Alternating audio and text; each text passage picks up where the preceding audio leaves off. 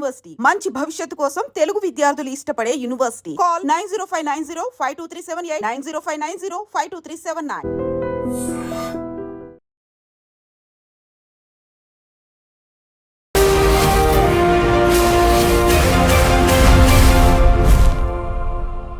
నమస్తే, welcome to I dream social spotlight with కవిత.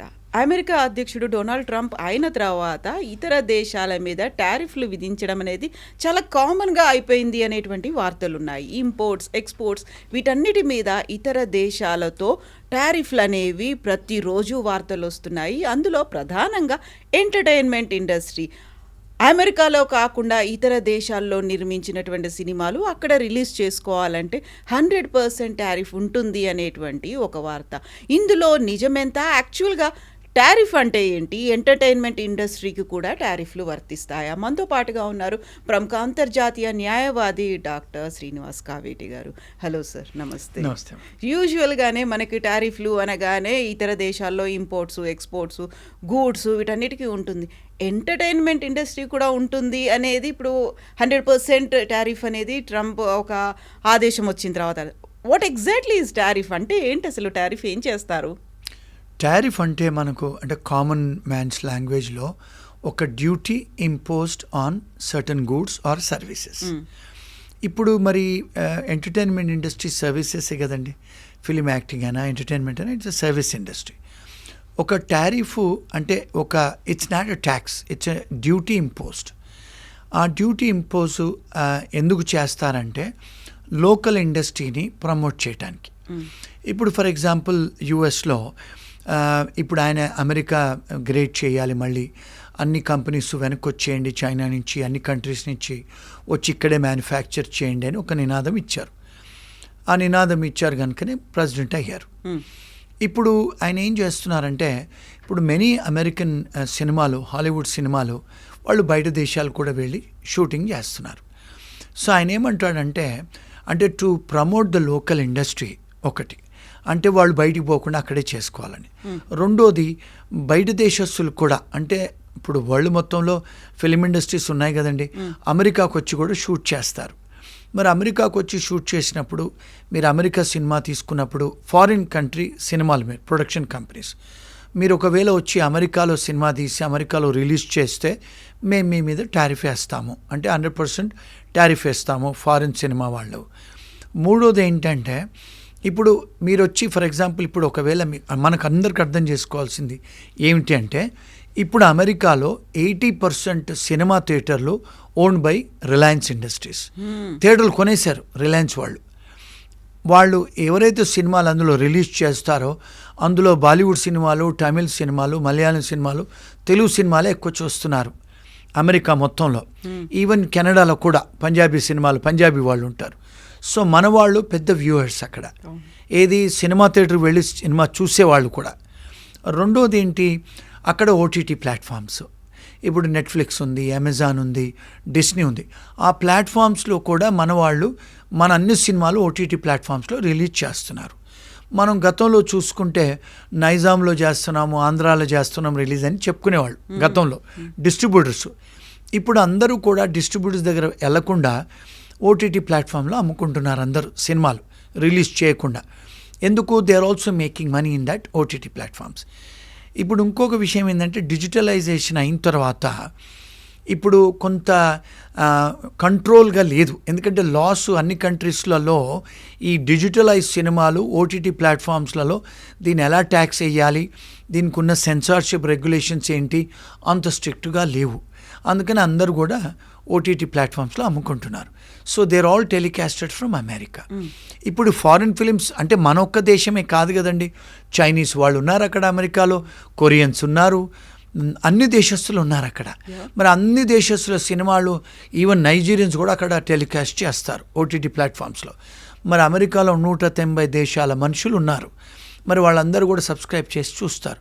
మరి అలాంటి సినిమాలు అక్కడ మీరు ఒకవేళ ప్లే చేసేటట్టుంటే మీకు టారిఫ్స్ వేస్తాము అంటే he wants to make money on that, ఆ ఇండస్ట్రీ మీద. అందుకని వాళ్ళ మీద కూడా టారిఫ్ వేస్తున్నాడు 100%. సో మీకు డెఫినెట్గా it will affect our Indian cinema, బాలీవుడే కానీ టాలీవుడే కానీ తమిళ్, మలయాళం అన్ని సినిమాలు డెఫినెట్గా ఎఫెక్ట్ అవుతాయి. అంటే ముందు ముందు మనం ప్లే చేసుకోవచ్చా? చేసుకుంటే మనం ట్యాక్సులు కట్టాలి, టారిఫ్ కట్టాలి, నాట్ ట్యాక్స్. మరి కట్టకపోతే మరి కడితే ఎక్స్పెన్సివ్ అవుద్దిగా సినిమా, మనం చూడగలుగుతామా అన్ని క్వశ్చన్స్ ఇవన్నీ. సో ఇవన్నీ కూడా మన ట్రేడ్ మీద ఇంపాక్ట్ అవుతుంది, అంటే ఇంటర్నేషనల్ ట్రేడ్లో ఇంపాక్ట్ అవుతాయి. సో మన దగ్గర తెలుగు సినిమాలకు ఉన్నటువంటి స్టార్డమ్ కావచ్చు, లేకపోతే స్టార్ కాస్టింగ్ అనేది ఎక్కువగా ర్యాలీస్ ఇవన్నీ తీస్తున్నారు అనేది అక్కడ ఎంతైతే ప్లే అవుతున్నాయో అభిమాన సంఘాలు కూడా అక్కడ చాలా చాలా ఎక్కువ ఉన్నాయి. సో మన దగ్గర రిలీజ్ అయ్యే సినిమా మనకంటే ముందే అమెరికాలో చూస్తున్నారు అనేది. ఈ మధ్యన మీరు చెప్పినట్టుగా ఆంధ్ర, సీడెడ్, నైజాంతో పాటుగా ఓవర్సీస్ రికార్డ్స్ ఇవన్నీ చెప్పుకుంటున్నారు కదా, వాటన్నిటి మీద కూడా ఇంపాక్ట్ చూపిస్తుందా ఇది? డెఫినెట్గా చూపిస్తుంది. బికాజ్ అక్కడ గవర్నమెంట్, ఫర్ ఎగ్జాంపుల్ మీరు సినిమాకి వెళ్ళాలనుకోండి, సినిమా మరి అక్కడ లోకల్ ట్యాక్స్లు కట్టాలి కదా, సేల్స్ ట్యాక్స్ కట్టాలి, ఎంటర్టైన్మెంట్ ట్యాక్స్ కట్టాలి, దాని మీద టారిఫ్ కూడా ఇంపోజ్ చేసి సినిమా టికెట్ కొనుక్కోవాలి. ఇప్పుడు మీరు బికాజ్ ఈ ఓటీటీ ప్లాట్ఫామ్స్ వాళ్ళకి అమ్ముకున్నారు, మరి వాళ్ళ దగ్గర మీరు సబ్స్క్రైబ్ చేసుకొని సినిమా చూడాలంటే మరి వాళ్ళ మీద కూడా టారిఫ్ వేస్తారు కదా. వేస్తే మరి వాళ్ళ సినిమా చూడాలంటే మనకు we have to pay extra money and see the movie, watch the movie. Obviously it will definitely affect national trade and international trade. Definitely. So ఇప్పుడు ఇంటర్నేషనల్ ట్రేడ్ గురించి మనం మాట్లాడుకున్నప్పుడు వరల్డ్ ట్రేడ్ ఆర్గనైజేషన్ అనేది ఉంది, దాంట్లోకి ఎంటర్టైన్మెంట్ వస్తుందా? యాక్చువల్గా దీన్ని ఎలా చూడాలి? మిగతా గూడ్స్ లాగా ఇంపోర్టు, ఎక్స్పోర్టు ఆ పరిధిలోకి ఉంటుందా ఇది? దీనికి సపరేట్గా ఏమన్నా చూడాలంటారా? ఎక్సలెంట్ క్వశ్చన్ అండి. వరల్డ్ ట్రేడ్ ఆర్గనైజేషన్ అయితే ఉందో అవన్నీ ఎందుకంటే ప్రపంచంలో టారిఫ్స్, ట్రేడ్స్, కన్వెన్షన్స్ అన్నీ వాళ్ళు చేస్తారు. World Trade Organization is part of United Nations. So ఇప్పుడు ఎట్లయితే సెక్యూరిటీ కౌన్సిల్, జనరల్ అసెంబ్లీ, మళ్ళీ దాని తర్వాత Human Rights Council, World Health Organization, ఇవన్నీ కూడా అనుబంధ సంస్థలే యునైటెడ్ నేషన్స్కి. ఎందుకు? వ్యాపారాలు చేయాలంటే ప్రపంచంగా యూనిసెట్రాల్ కూర్చొని ట్రేడ్ అగ్రిమెంట్స్ కూర్చొని రాస్తాయి. అంటే 190 దేశాలు కూర్చొని, మెంబర్ స్టేట్స్ అన్నీ. మరి వాళ్ళు కూడా ఏమంటున్నారు, దిస్ ఇస్ అన్లాఫుల్, కానీ మరి లోకల్ సబ్జెక్ట్ కదా, అది అమెరికన్ గవర్నమెంట్కి సంబంధించిన సబ్జెక్ట్ అది. మరి వాళ్ళు లోకల్గా ఇంపోర్ట్ డ్యూటీస్ వేయచ్చు, టారిఫ్స్ వేయచ్చు, మరి లోకల్ ట్యాక్స్లు వేయచ్చు. ఇప్పుడు ఏమంటున్నారంటే ప్రెసిడెంట్ ట్రంప్ గారు ఇప్పుడు ఇన్కమ్ ట్యాక్స్ రద్దు చేస్తా అంటున్నారు. ఆయన ఇన్కమ్ ట్యాక్స్ రద్దు చేస్తాను అని నినాదం ఇచ్చారు కనుక అమెరికన్ సిటిజన్స్ అంతా ఆయన ఓటేశారు. ఎందుకు అంటే అమెరికన్ సిటిజన్స్కు ఓటు అంటే ఇప్పుడు ఎందుకు ఆయన గెలిపించారు కదా, మాకు ఇన్కమ్ ట్యాక్స్ ఉండదు, ముందు ఇన్కమ్ ట్యాక్స్ రద్దు చేసి టారిఫ్స్ మీదే మనం బతకొచ్చు. గతంలో కూడా ఇండస్ట్రియల్ రెవల్యూషన్ అయినప్పుడు, వరల్డ్ వార్స్ అయినప్పుడు కూడా ఎప్పుడు కూడా ఇన్కమ్ ట్యాక్స్ లేదంట అక్కడ అమెరికాలో. సో అది వరల్డ్ తర్వాత తీసుకొచ్చారంట ఇన్కమ్ ట్యాక్స్ అనేది. అందుకని ఆయన ఏమంటాడంటే మరి గతంలో కూడా మనం టారిఫ్స్ మీద బతికాం కదా అమెరికాలో, ఎవరైతే ఎక్స్పోర్ట్ ఇంపోర్ట్ గూడ్స్ ఇంపోర్ట్ చేసుకున్నప్పుడు, మరి అప్పుడు మనం సంతోషంగా బ్రతికాము, ఇప్పుడు ఎందుకు మనం సిటిజన్స్ మీద ట్యాక్స్ వేయాలి, ఆ ట్యాక్స్ను రద్దు చేస్తా అంటున్నాడు.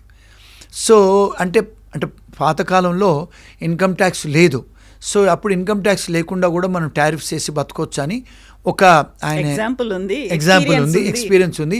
అలా బ్రతుకుదాం మనం టారిఫ్స్ వేసి అని చెప్పి ఆయన ఇచ్చిన నినాదం. కాకపోతే ఇప్పుడు ప్రపంచ దేశాలన్నీ అపోజ్ చేస్తున్నాయి, అక్కడ మళ్ళీ బయలాటరల్ రిలేషన్స్ మీద ఎఫెక్ట్ పడుతుందేమో అనేది. చైనా మీద 120% వేస్తామని చెప్పిన తర్వాత ఇప్పుడు 30%కి తగ్గించామనేది. సో కొన్ని దేశాలేమో ఓకే అనుకుంటున్నాయి, కొన్ని దేశాలు అపోజ్ చేస్తున్నాయి.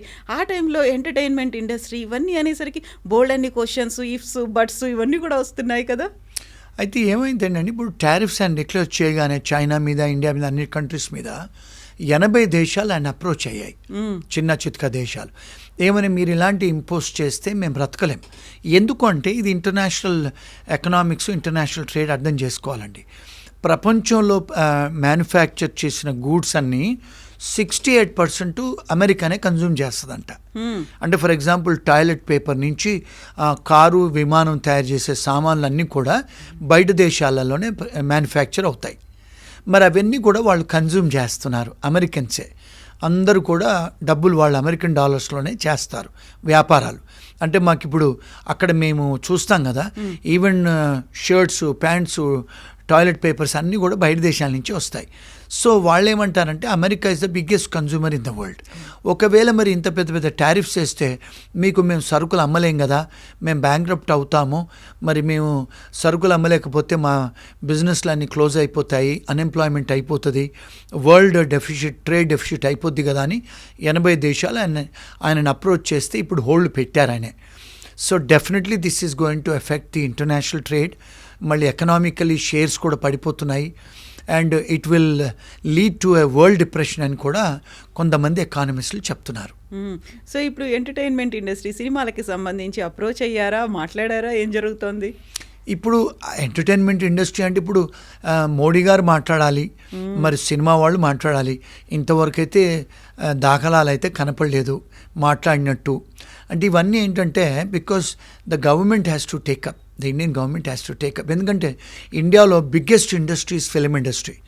ఫస్ట్ వచ్చి తెలుగు ఇండస్ట్రీ, సెకండ్ వచ్చి మలయాళం తమిళ్ ఇండస్ట్రీ, థర్డ్ వచ్చి పంజాబీ, ఫోర్త్ వచ్చి బాలీవుడ్. మరి మనము తెలుగు సినిమా వాళ్ళు చేసినంత సినిమాలు ప్రపంచంలో ఎవరు చేయరంట. మరి తెలుగు ఇండస్ట్రీలో పెద్ద పెద్ద మహారాజులు ఉన్నారు, వాళ్ళు మరి ఇంటర్నేషనల్ లెవెల్లో డెలిగేషన్స్ ఇచ్చి మాట్లాడాలి. వాళ్ళు మరి they have to file certain things and make some representations through Indian government. ఇప్పుడు దే కెనాట్ డైరెక్ట్లీ గో కదండి. ఇప్పుడు Telugu cinema industry, AP industry కానీ Tamil industry, they cannot go because this is an international subject. ఇది you have to go through the proper channels. So ఇప్పుడు ఎలాగో మనకి Kashmir issue ఉంది, ఇవన్నీ బయలాటరల్ ఇష్యూస్, రిలేషన్స్ ఇవన్నీ ఉన్నాయి కాబట్టి నెక్స్ట్ కమ్స్ ఎంటర్టైన్మెంట్ అయి ఉంటుంది. దాన్ని కొంచెం తర్వాత ఆలోచిద్దాము అనే ఆలోచనలో ఉండి ఉండొచ్చు కదా. ఎస్ అండి, ఐ థింక్ సో. ఎస్ అండి, thank you so much Srinivas garu. Thank you.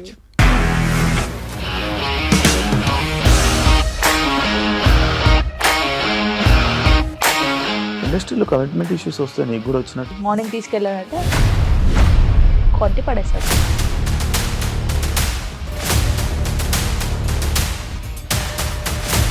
ఒక్కళ్ళు కూడా చూడలేదు ఈ సినిమా అని చెప్పడానికి కూడా చాలా ధైర్యం కావాలి. అది నిజం కదా, దాంట్లో ధైర్యం ఏంటి? ఇది నెక్స్ట్ డే ప్లేట్ మార్చేస్తే తప్పు కదా. As of now we're comfortable this అని నేను అనుకుంటున్నాను. రష్మిక గారిది మీది ఒకే ఊరంట కదా. నీకు కోపం వచ్చిందంటే బాగా తిట్టేత్తరా? తిట్టేద్దామండి. నిజంగా గేమ్ ని ఎలా చేంజ్ చేయగలిగారు? ఏపీఎస్ఎఫ్సి వాళ్ళకి 6 నెలల్లో నేను 6 లక్షలు కట్టా. బిజినెస్ చేయాలనుకుంటే it is as difficult as riding a tiger.